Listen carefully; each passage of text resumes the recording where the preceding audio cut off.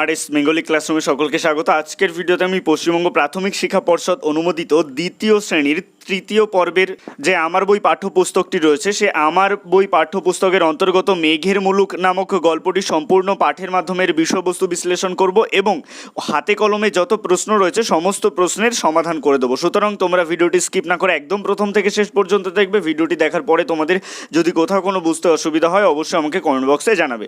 দেখো, আজকের আমাদের যে গল্পটি রয়েছে মেঘের মুলুক, এই মেঘের মুলুক গল্পটি লিখেছেন উপেন্দ্র কিশোর রায়চৌধুরী। উপেন্দ্র কিশোর রায়চৌধুরী কে ছিলেন? আমরা সুকুমার রায়ের নাম সকলে শুনেছি, সুকুমার রায়।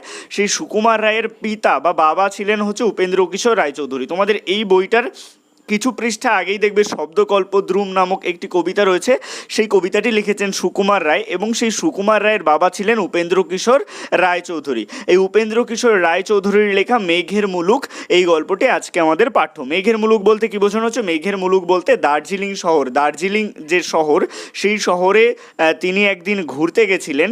তার যে ঘুরতে যাওয়ার যে ঘটনা, সেই ঘটনা তিনি লিপিবদ্ধ করেছেন এই গল্পটিতে। তো কথা না বাড়িয়ে চলে আসছি মূল পাঠ্যাংশে। লেখক লিখছেন, ছিলাম মাঠে, এসেছি মেঘের মুলুক দার্জিলিংয়ে। দার্জিলিং বলতে কি? দার্জিলিং হচ্ছে ভারতবর্ষের পশ্চিমবঙ্গ রাজ্যের একটি জেলা হচ্ছে দার্জিলিং। ছিলাম মাঠে, এসেছি মেঘের মুলুক দার্জিলিংয়ে, কলকাতার চেয়ে ৭,৫০০ ফুট উঁচুতে। তাহলে আমরা এখান থেকে কি জানতে পারলাম? যে দার্জিলিং কলকাতার থেকে ৭,৫০০ ফুট উঁচুতে। সেটা যে ঠিক কতখানি উঁচু মনের ভিতরে তার একটা পরিষ্কার আন্দাজ করা ভারী শক্ত। অর্থাৎ সেটা এতটাই উঁচু সেটা আমরা মনে মনে ভাবতেও পারবো না বা কল্পনাও করতে পারবো না। দার্জিলিংয়ের পথে বনের শোভা বড় চমৎকার। অর্থাৎ দার্জিলিংয়ের পথ দিয়ে যেতে যেতে দুই পাশে বনের দৃশ্য অত্যন্ত মনোরম, অত্যন্ত সুন্দর। কিন্তু তুমি যদি একলা সেই বনের ভিতর দিয়ে যেতে চাও তাহলে কিন্তু সেটা ভয়ঙ্কর ব্যাপার হবে, কারণ সেখানে নানান ধরনের বন্যজন্তু থাকে। তাই লেখক লিখছেন যে একলা সে বনের ভিতর যেতে হলে প্রাণটাই হাতে করে যেতে হয়। কিন্তু ট্রেনে যেতে কোনো ভয় নেই, অর্থাৎ ট্রেনে গেলে তোমার কোনো ভয় নেই। একবার কিন্তু ট্রেনের সামনে একটা মস্ত বুনো হাতি পড়েছিল, অর্থাৎ লেখক যে ট্রেনে যাচ্ছিলেন সেই ট্রেনের সামনে একটা মস্ত বুনো হাতি পড়েছিল। সে হয়তো ট্রেনটাকে নতুন রকমের কোনো জানোয়ার মনে করে থাকবে, অর্থাৎ সেই হাতিটা হয়তো ট্রেনটাকে নতুন রকমের কোনো জানোয়ার মনে করেছিল। তাই বোধ হয় লাইনের ওপর দাঁড়িয়ে সে ভাবছিল যে সেটার সঙ্গে লড়বে নাকি ভাগবে। অর্থাৎ রেল লাইনের ওপরে দাঁড়িয়ে হাতিটি ভাবছিল যে এটা হয়তো অন্য কোনো ধরনের জন্তু, তাই সে দাঁড়িয়ে দাঁড়িয়ে ভাবছিল যে এটার সাথে যুদ্ধ করবে সে এখন, অর্থাৎ সে লড়াই করবে নাকি ভয়ে পালাবে, ভাগবে অর্থাৎ পালাবে।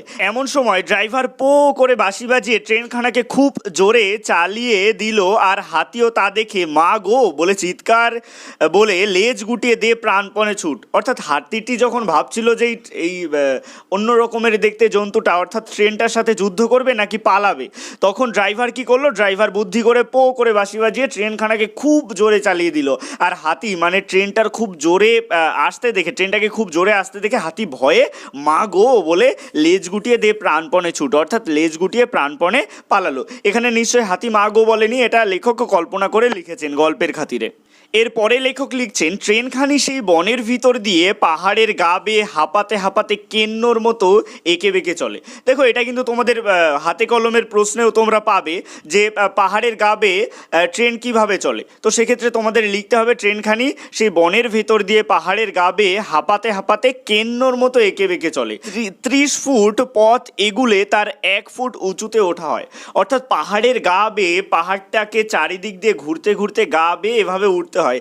তাই এখানে 30 ফুট পথ যদি যাওয়া হয় সেই ক্ষেত্রে 1 ফুট উপরের দিকে ওঠা হয়, সেটাই লেখক এখানে বোঝাচ্ছেন। দেখো, এটা যদি তোমরা পাহাড় ধরো তাহলে তোমরা ভাবো এভাবে রেল লাইনটা এভাবে গেছে, পাহাড়ের ওদিক থেকে এভাবে এভাবে এভাবে এঁকে বেঁকে উঠেছে। তো এইভাবে 30 ফুট পথ এগুলে 1 ফুট ওপরে ওঠা হয়, সেটাই লেখক এখানে বোঝাচ্ছেন। 1,500 ফুট উঁচুতে উঠলে মেঘের সঙ্গে দেখা হয়, অর্থাৎ 1,500 ফুট উপরে উঠলে মেঘের সাথে দেখা হয়। দেশে বসে আকাশের পানে তাকিয়ে আমরা যেসব ভারী ভারী মেঘ দেখতে পাই তারা মোটামুটি এই রকম উঁচুতেই থাকে। অর্থাৎ লেখক যে নিজস্ব এলাকায় থাকেন, যে শহরে থাকেন, সেই শহরে তো এইরকম দৃশ্য দেখা যায় না। তো শহরের যারা সমতলে থাকে, সমতল এলাকার মানুষজন আকাশে যে মেঘগুলো দেখতে পায় সেটা ১,৫০০ ফুট উঁচুতে উঠলে সেটাই সেই মেঘগুলোকে কাছাকাছি দেখতে পাওয়া যায়। সেই মেঘগুলো ১,৫০০ ফুট উঁচুতেই থাকে। ক্রমে হয়তো ট্রেন তার ভিতরে ঢুকে যায়, অর্থাৎ ক্রমশ হয়তো ট্রেন সেই মেঘের ভিতরেই ঢুকে যায়। তখন আর বুঝতে বাকি থাকে না যে আমরা যাকে কুয়াশা বলি এ ঠিক সেই জিনিস। অর্থাৎ আমরা যাকে কুয়াশা বলে চিনি, শীতকালে অবশ্যই তোমরা কুয়াশার দৃশ্য দেখে থাকবে যে সকাল বেলায় কুয়াশায় চারিদিকে ছেয়ে থাকে, কিছু দেখা যায় না। তো আমরা যেটাকে কুয়াশা বলে চিনি, লেখক মেঘের তুলনা করছেন সেই কুয়াশার সাথে, অর্থাৎ একই ধরনের। দূরে থেকে তাকে দেখলেই সে মেঘ, আর ভিতরে ঢুকে দেখলেই সে কুয়াশা। অর্থাৎ দূর থেকে আমরা যদি মেঘকে দেখি তাহলে সেটা মেঘ, আর মেঘের কাছাকাছি এসে আমরা যদি মেঘের ভিতরে ঢুকে যাই তাহলে সেটা কি? তাহলে সেটা কুয়াশা। বোঝা গেল? প্রায় ৪,৫০০ ফুট অবধি ট্রেনখানা বড় বড় পাহাড়ের দক্ষিণ দিক বেয়ে চলতে থাকে। সেসব পাহাড়ের উত্তরে যে কি আছে তা দেখা যায় না, অর্থাৎ পাহাড়ের দক্ষিণ দিক বরাবর ট্রেন চলতে থাকে। তারপর যেই হঠাৎ একবার মোড় ফিরে সেই পাহাড়গুলোকে ডান হাতে ফেলে সে উত্তরমুখ হয়। অর্থাৎ প্রথমে কি ৪,৫০০ ফুট অবধি ট্রেনটা শুধু দক্ষিণ দিক বেয়েই চলতে থাকে, তারপরে হঠাৎ মোড় ফিরে সে যখন উত্তরমুখ হয় অমনি দেখা যায় হিমালয়ের সাদা সাদা বরফে ঢাকা চূড়োগুলো রোদে ঝিকমিক করছে। অর্থাৎ ট্রেনটা উত্তর দিকে মোড় নিলে কিন্তু হিমালয়ের সাদা সাদা বরফে ঢাকা চূড়াগুলো দেখা যায় যে রোদে ঝিকমিক করছে। তারপরে শীতটিও ক্রমে জেঁকে উঠতে থাকে, অর্থাৎ যত উপরের দিকে ওঠা হয় তত বেশি শীত বাড়তে থাকে। তখন আর বুঝতে বাকি থাকে না যে এবারে এক নতুন রাজ্যে আসা গেছে। অর্থাৎ একদম যখন উপরে ওঠা যায় তখন বোঝা যায় যে আমরা দার্জিলিংয়ে চলে এসেছি, কারণ কি সেখানকার আবহাওয়া অত্যন্ত ঠান্ডা। তার নতুন রকমের হাওয়া, নতুন রকমের শোভা, অর্থাৎ চারিদিকে প্রকৃতির দৃশ্য মনোরম। তাই লেখক বলছে নতুন রকমের হাওয়া, অন্যরকম আবহাওয়া, অন্যরকম প্রকৃতি। সেখানে নতুন ধরনের মানুষ, নতুনতর মেঘের খেলা। অর্থাৎ যেহেতু সমুদ্র সমতল থেকে অনেক উঁচুতে, তাই সবসময় চারিদিকে মেঘের খেলা দেখা যায়। তাই লেখক গল্পের নামও কিন্তু সেই রকমই রেখেছেন যে মেঘের মুলুক। তারপরে লেখক লিখছেন দার্জিলিংয়ের পথে সবচেয়ে উঁচু স্টেশন ঘুম। এটা খুবই গুরুত্বপূর্ণ প্রশ্ন, অবশ্যই মনে রাখবে যে দার্জিলিংয়ের পথে সবচেয়ে উঁচু স্টেশনের নাম কি? সবচেয়ে উঁচু স্টেশনের নাম ঘুম। দার্জিলিং তারই এক স্টেশন পরে, অর্থাৎ ঘুম স্টেশনের পরের স্টেশন হচ্ছে দার্জিলিং, আর খানিকটা নিচে, অর্থাৎ দার্জিলিং স্টেশন ঘুম স্টেশনের থেকে কিছুটা নিচে অবস্থিত। ঘুম থেকে দার্জিলিং মোটে ৫ মাইল, অর্থাৎ ঘুম স্টেশন থেকে দার্জিলিং স্টেশন ৫ মাইল দূরত্ব। এইটুকু যেতে আর বেশি সময় লাগে না। চলতে চলতে হঠাৎ একবার মোড় ফিরেই দার্জিলিং শহরটি দেখতে পাওয়া যায়। ময়রার দোকানে যেমন করে মিঠাইয়ের থালাগুলি সাজিয়ে রাখে, পাহাড়ের গায়ে বাড়িগুলি অনেকটা সেইভাবে সাজানো। এটাও কিন্তু তোমাদের একটা গুরুত্বপূর্ণ প্রশ্ন যে পাহাড়ের গায়ে বাড়িগুলোর দৃশ্য লেখক কেমন দেখেছেন, বা লেখকের চোখে কি মনে হয়েছে পাহাড়ের গায়ে বাড়িগুলো কেমন।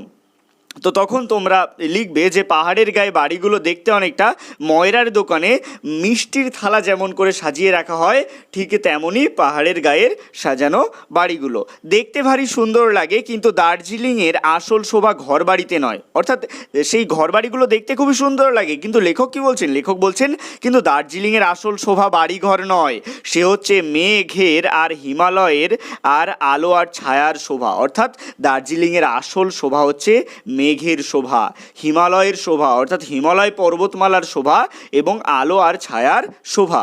হিমালয় হচ্ছে ভারতের উত্তরে অবস্থিত পর্বতমালা।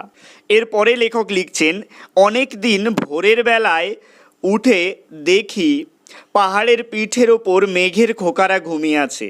তাদের মাথার উপর দিয়ে হিমালয়ের ঝাপসা ছেয়ে রঙের চূড়াগুলি দেখতে পাওয়া যাচ্ছে। অর্থাৎ এইটাও কিন্তু তোমাদের প্রশ্ন আসতে পারে যে ভোরে হিমালয়ের দৃশ্য কেমন। তখন তোমাদের লিখতে হবে ভোরে হিমালয়কে দেখলে মনে হয় পাহাড়ের পিঠের ওপর মেঘের খোকারা ঘুমিয়ে আছে। তাদের মাথার উপর দিয়ে হিমালয়ের ঝাপসা ছেয়ে, অর্থাৎ ছাই রঙের চূড়াগুলি, অর্থাৎ হিমালয় পর্বতের ছাই রঙের চূড়াগুলি দেখতে পাওয়া যায় ভোরবেলায়। তখনও সূর্য ওঠেনি, পূবের আকাশে লাজুক হাসির মতো একটু আলো দেখা দিয়েছে মাত্র। অর্থাৎ লেখক যে ভোরের দৃশ্য দেখেছিলেন তখনও সূর্য ওঠেনি আকাশে, পূব দিকে আকাশে লাজুক হাসির মতো একটু আলো, অর্থাৎ মৃদু আলোর ছটা দেখা যাচ্ছে। ক্রমে হিমালয়ের মুখ রাঙা হয়ে উঠতে লাগলো, অর্থাৎ ভোর গড়িয়ে যখন সকাল হতে লাগলো এবং সূর্য উঠে গেল, তখন হিমালয়ের মুখ রাঙা হয়ে উঠতে লাগলো। ব্যস্ত হয়ে রং ঢেলে তুলি নিয়ে বসলাম। অর্থাৎ লেখকও তখন কি করলেন, ব্যস্ত হয়ে রং ঢেলে তুলি নিয়ে তিনি বসলেন। মনে হলো কত কিছুই আঁকবো, লেখকের মনে ইচ্ছা জাগলো তিনি অনেক কিছু আঁকবেন। দুষ্ট মেঘের খোকা রোদের গন্ধ পেয়ে সে বেচারাও তাদের বিছানা ছেড়ে উঠে বসেছে। দেখো, মেঘগুলো যখন রোদ ওঠেনি তখন মেঘগুলোকে দেখে মনে হচ্ছিল তারা পাহাড়ের পিঠের ওপর ঘুমিয়ে রয়েছে, কিন্তু রোদের গন্ধ পেয়ে সেই মেঘগুলো যেন বিছানা ছেড়ে উঠে বসেছে। অর্থাৎ মেঘগুলো ভোরের সময় যেখানে অবস্থান করছিল, রোদ ওঠার পরে কিন্তু পাহাড়ের সেই জায়গায় আর অবস্থান করছে না, তারা তাদের অবস্থান পরিবর্তন করেছে। সেটাই লেখক সাহিত্যের রসাত্মক বাক্যের মাধ্যমে বুঝিয়েছেন যে মেঘের কোকারাও যেন বিছানা ছেড়ে উঠে বসেছে। তারপর এক পা দুপা করে না জানি কোন দেশের পানে তারা রওনা হলো। অর্থাৎ রোদ ওঠার পরে সেই মেঘের কোকারা এক পা দুপা করে যেন কোন দেশের পানে তারা রওনা দিল, অর্থাৎ মেঘগুলো উঠতে শুরু করলো। হিমালয় দিল ঢেকে, হিমালয় পুরো মেঘে ছেয়ে গেল। আমার আঁকবার আয়োজন সব দিল মাটি করে। অর্থাৎ লেখকের আর আঁকা হলো না, দেখতে দেখতে তারা পাহাড় বন বাড়ি ঘর সব গ্রাস করে ফেললো। অর্থাৎ সেই মেঘগুলো দেখতে দেখতে সেই হিমালয় পর্বতমালার আশেপাশের অঞ্চলে যে সমস্ত পাহাড় বন বাড়ি ঘর সব ছিল, সমস্ত কিছুই মেঘ গ্রাস করে নিল। অর্থাৎ সমস্তটাই মেঘে ঢেকে গেল। তখন আর আশপাশের বাড়িঘর গাছপালা কিছুই দেখবার জো নেই, অর্থাৎ কিছুই দেখবার উপায় নেই। আমাদের বাড়িখানা যে মজবুত পাহাড়ের উপরে দাঁড়িয়ে আছে, পুষ্পক রথের মতো শূন্যে উড়ে পরীর মুলুকের পানে ছুটে চলছে না, এ কথাটি বিশ্বাস করা ভার হয়ে উঠল। অর্থাৎ মেঘগুলো চারিদিকে যেহেতু উড়ছে, তখন লেখকের যেন মনে হচ্ছে মেঘগুলো উড়ছে না, লেখক যে বাড়িটাতে রয়েছেন পাহাড়ের ঢালে অবস্থিত, যে মজবুত পাহাড়ের ঢালে অবস্থিত যে বাড়িটাতে রয়েছেন, লেখকের মনে হচ্ছে সেই বাড়িটাই যেন পুষ্পক রথের মতন শূন্যে উড়ছে। দেখো, তোমরা যখন ট্রেনে থাকো আর ট্রেনটা প্রচণ্ড গতিতে ছুটতে থাকে, তখন তোমরা দুপাশের দৃশ্য তাকিয়ে দেখবে মনে হয় বাড়িঘর গাছপালাও যেন ছুটে চলেছে পেছন দিকে। এখানেও লেখক সেই দৃশ্যটাই ফুটিয়ে তুলেছেন যে মেঘ চারিদিক থেকে ছুটে চলেছে, এর জন্য লেখকের মনে হচ্ছে মেঘের সাথে সাথে মেঘ নয়, যেন তাদের যে বাড়িটাতে তিনি অবস্থান করছেন সেই বাড়িটাই রথের মতন শূন্যে উড়ে চলেছে। আবার তার 10 মিনিট পরেই দেখা গেল যে মেঘ সব উড়ে গিয়ে চারিদিকে রোদ ঝকমক করছে। অর্থাৎ 10 মিনিট এইরকম দৃশ্য চললো, মেঘের দৃশ্য। তারপরে 10 মিনিট শেষ হয়ে যাওয়ার পরে মেঘ কেটে গিয়ে আবার চারিদিকে রোদ ঝকমক করতে লাগলো। এরপরে লেখক লিখছেন, ভোরে আর সন্ধ্যায় যখন ঘন ঘন রোদের রং বদলাতে থাকে, তখন হিমালয়ের চেহারাও পলে পলে নূতন হতে থাকে। পলে পলে শব্দের অর্থ হচ্ছে মুহূর্তে মুহূর্তে, অর্থাৎ প্রতি মুহূর্তে। এখানে এই মিছরির কুদের মতো, এই আগুনের মতো, এই সোনার মতো, এই মুক্তোর মতো, এই গরদের উপর চাঁদির কাজের মতো, এই খড়ির মতো যেন জাদুকরের ভেলকি। দেখো, লেখকের চোখে হিমালয় পর্বত বিভিন্ন সময় বিভিন্ন রকম মনে হয়েছে। লেখকের কখনো হিমালয়কে দেখে মনে হয়েছে মিছরির কুদের মতন, কখনো মনে হয়েছে আগুনের মতন, কখনো মনে হয়েছে সোনার মতন, আবার কখনো সেটাই আবার মুক্তোর মতন, আবার কখনো লেখকের হিমালয়কে দেখে মনে হয়েছে গরদের ওপর চাঁদির কাজের মতন, খড়ির মতন যেন জাদুকরের ভেলকি। অর্থাৎ বিভিন্ন সময়, যে ভোরবেলায়, সন্ধ্যাবেলায়, দুপুরবেলায়, রাত্রিবেলায় হিমালয়ের যে বিভিন্ন প্রাকৃতিক যে রূপের বদল, সেটাকে দেখে লেখক কল্পনা করেছেন হিমালয়কে বিভিন্ন রূপে। এমনি করে দিনটি কেটে গিয়ে বিকালে আবার সোনার মতন, আগুনের মতন, মানিকের মতন হয়ে পালা শেষ করে। বেগুনি রঙের পাহাড়ের মাথায় সেই মানিকের মতো বরফ, সে যে কি সুন্দর তার তুলনা নেই। রাজরানীর বহুমূল্য পোশাক আর মুকুট তার কাছে লাজে মাথা হেঁট করে। অর্থাৎ বেগুনি রঙের পাহাড়ের মাথায় যে মানিকের মতো বরফ, সেই দৃশ্য যেন এতটাই সুন্দর, যে সৌন্দর্য রাজরানীর বহুমূল্য পোশাক আর রাজমুকুট, সেই মুকুটের সৌন্দর্যকেও হার মানায়, সেটাই লেখক এখানে বোঝাতে চেয়েছেন। একদম শেষে গল্পের শেষ অংশে বলছেন লেখক, কি বলছেন, এমনি করে রাত্রি এসে উপস্থিত হয়, অর্থাৎ রাত উপস্থিত হয়। তখন যদি আকাশে উজ্জ্বল চাঁদ থাকে, অর্থাৎ রাত্রিবেলায় যদি সেই আকাশে উজ্জ্বল চাঁদ থাকে, তবে তার শোভা হয় যেন আরও চমৎকার, অর্থাৎ এতটাই সুন্দর সেটা তার দৃশ্য। তাই লেখক এখানে বলছেন, অবশ্য তাতে তেমন তাক লাগিয়ে দেয় না, অর্থাৎ রাতে চাঁদের দৃশ্য তেমন তাক লাগাতে পারে না, অর্থাৎ রাতে চাঁদের দৃশ্য তেমন অভিভূত করতে পারে না মানুষকে, কাজেই সকলের কাছে তার তেমন আদর নাও হতে পারে। অর্থাৎ সকলেই যে হিমালয়ের, দার্জিলিংয়ের হিমালয়ের উপর রাত্রিবেলায় চাঁদের দৃশ্যকে উপলব্ধি করতে পারবে, সেই চাঁদের দৃশ্যের সৌন্দর্য বুঝতে পারবে, তা কিন্তু নয়। অর্থাৎ সকলের সৌন্দর্য উপলব্ধি করার ক্ষমতা সমান হয় না।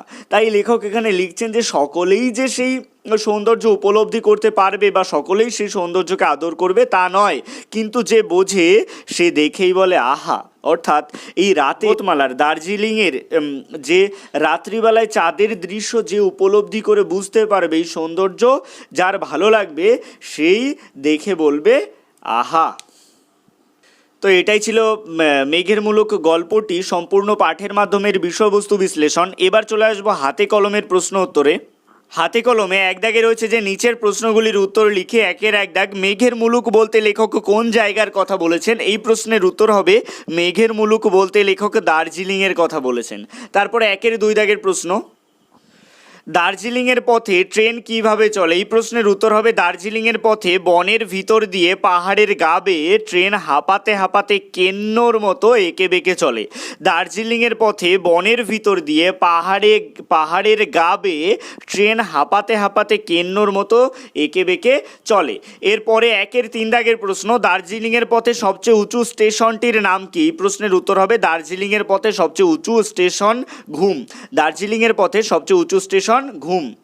এরপর চলে আসবো একের চার দাগের প্রশ্নে। এখানে বলা হচ্ছে যে পাহাড়ের গায়ে বাড়িগুলি কেমনভাবে সাজানো? এই প্রশ্নের উত্তর হবে ময়রার দোকানে যেমন করে মিষ্টির থালাগুলি সাজানো থাকে, ময়রার দোকানে যেমন করে মিষ্টির থালাগুলি সাজানো থাকে, পাহাড়ের গায়ে বাড়িগুলি সেভাবেই সাজানো।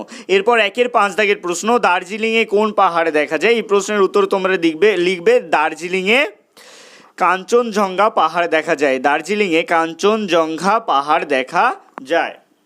এরপরে আসছি দুই দাগে বলেছে যে নিচের শব্দগুলি থেকে যুক্ত ব্যঞ্জন খুঁজে নিয়ে লিখি। দেখো দার্জিলিং, এখানে জয় রেপটা হচ্ছে যুক্ত ব্যঞ্জন, সেটা লিখবে। তারপরে শক্ত, কয় তয়টা যুক্ত ব্যঞ্জন এখানে লিখবে। পরিষ্কার, মধ্যাহ্ন ছয় কয় যুক্ত ব্যঞ্জন, সেটা এখানে লিখবে। ট্রেন, টয়রফালা, এটা যুক্ত ব্যঞ্জন এখানে লিখবে। আন্দাজ, নয় দয়, এটা যুক্ত ব্যঞ্জন এখানে লিখবে।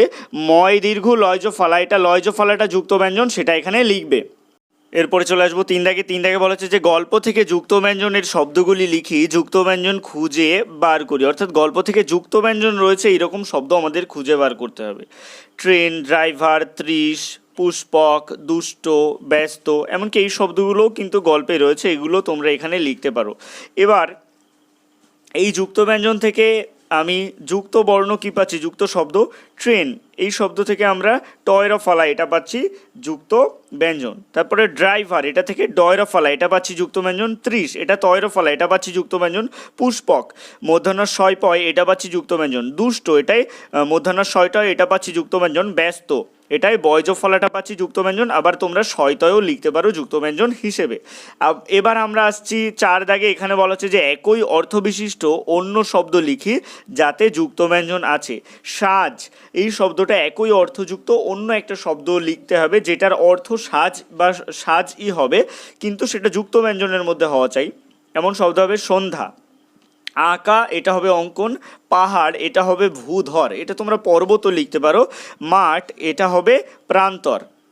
তো এটাই ছিল মেঘের মুলুক গল্পটি সম্পূর্ণ পাঠের মাধ্যমে বিষয়বস্তু বিশ্লেষণ এবং হাতে কলমের সমস্ত প্রশ্নের সমাধানের সম্পূর্ণ ভিডিওটি কেমন লাগলো অবশ্যই কমেন্টের মাধ্যমে জানিও। ভালো লাগলে লাইক করো এবং একই ক্লাসের বন্ধুদের সাথে ভিডিওটি শেয়ার করতে ভুলো না। আর তোমাদের যদি নির্দিষ্ট কোনো টপিকের ওপর ভিডিও দরকার হয় অবশ্যই আমাকে কমেন্ট বক্সে জানাতে পারো।